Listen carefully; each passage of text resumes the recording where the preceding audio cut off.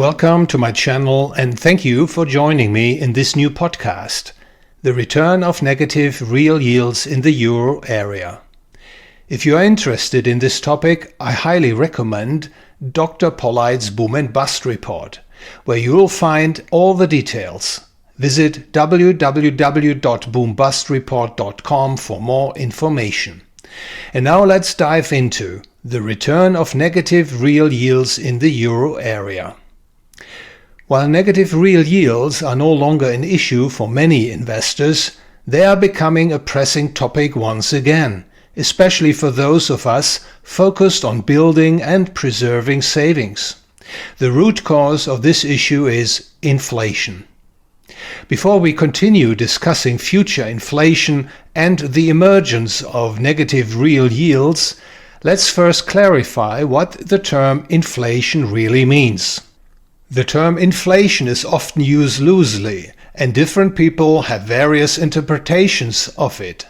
In everyday language, inflation generally refers to rising prices of consumer goods, when the items you buy in stores become more expensive month after month, year after year. In other words, you get less for your money. However, to truly understand inflation, it's important to distinguish between its symptom and its cause. Economically speaking, the cause of inflation is the increase in the money supply. This is what we call monetary inflation.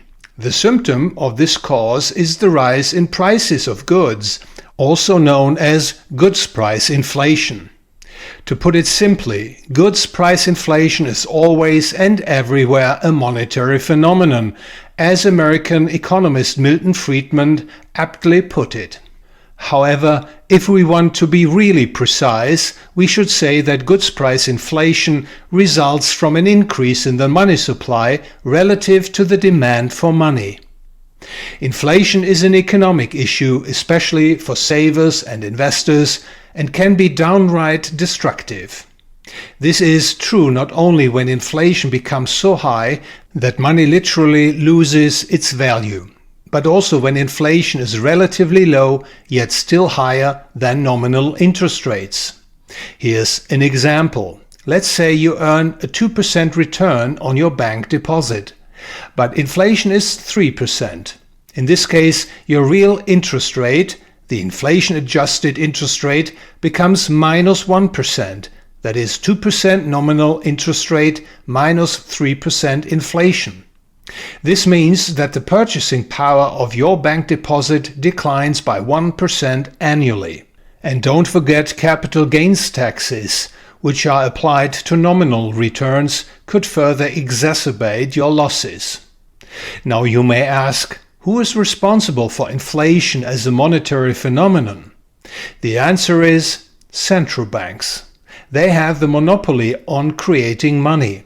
Central banks issue central bank money, and based on this, commercial banks are allowed to create commercial bank money. And now you see why it's nonsensical when people claim that central banks or their governing bodies are fighting inflation. In reality, central banks never fight inflation, they create it. Sometimes they create more inflation, sometimes less, but they never fight inflation, that is, the rise in the goods prices driven by an increase in the money supply. Looking at the euro area, one might argue that the money supply grew only by 4% in February 2025 compared to the previous year. This doesn't seem excessively high, and bank loans through which new money is created were growing at only about 2%. So how could inflation be on the rise, especially with no significant economic upswing in sight?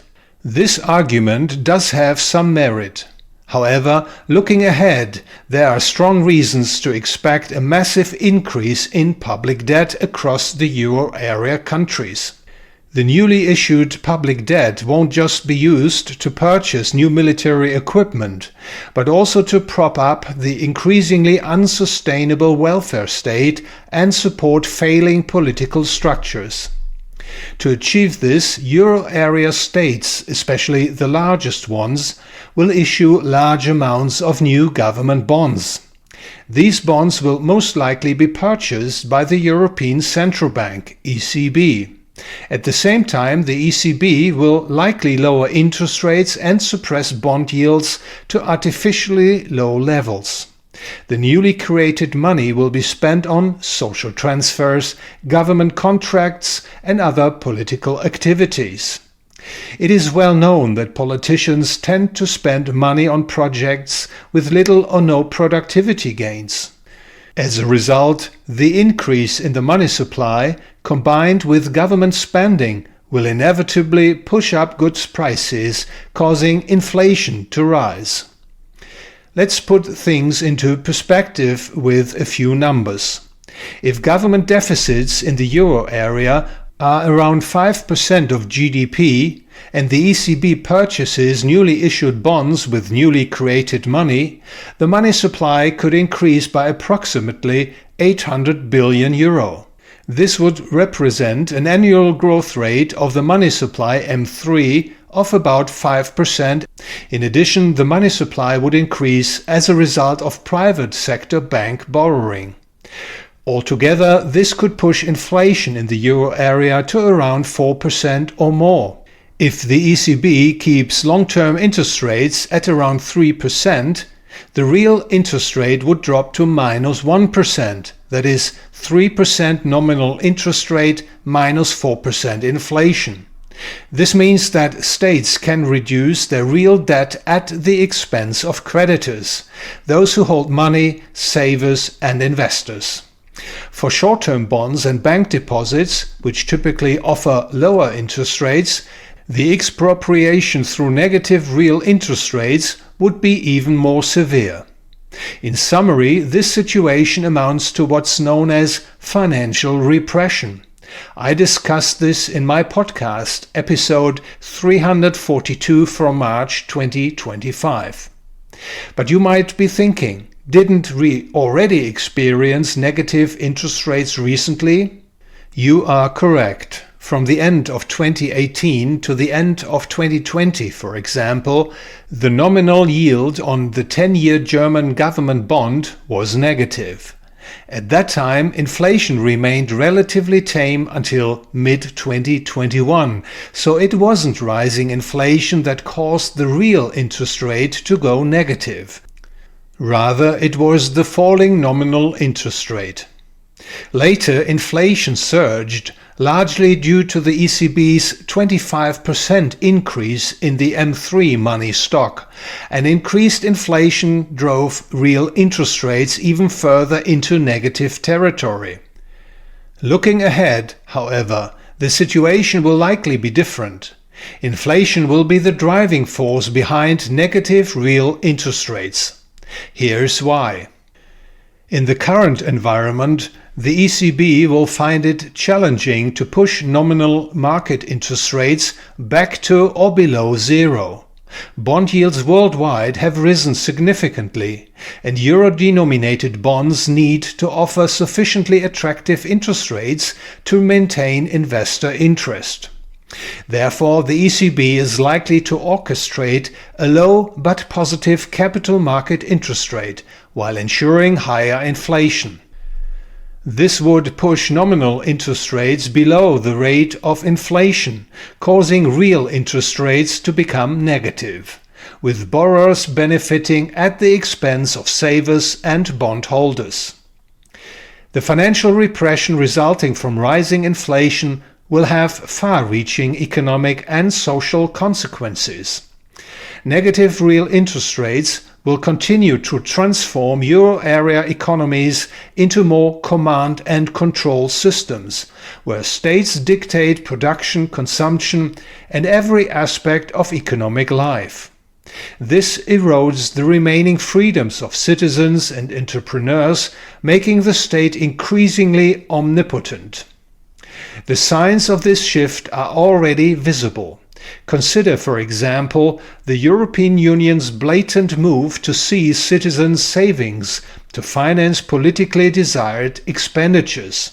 I covered this in my podcast, Episode 347 from March 2025. The euro area is slipping into a highly precarious situation.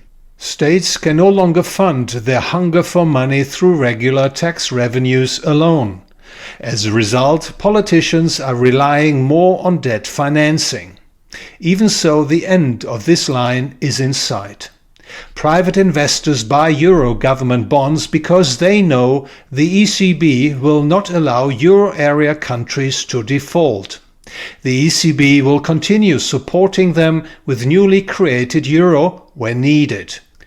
To keep debt affordable for financially strained governments, the ECB will drive down interest rates artificially. And this brings us to the following situation. The ECB is expanding the money supply by purchasing government debt.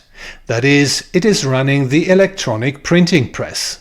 Inflation is rising, and nominal bond yields remain artificially low, resulting in negative real interest rates for savers and investors. As an investor, you're likely asking, what should I do now? How can I avoid being expropriated through negative real interest rates? Answers to these and other questions can be found in Dr. Polleit's Boom and Bust Report. All information is available at www.boombustreport.com. I look forward to your visit and thank you very much for your attention.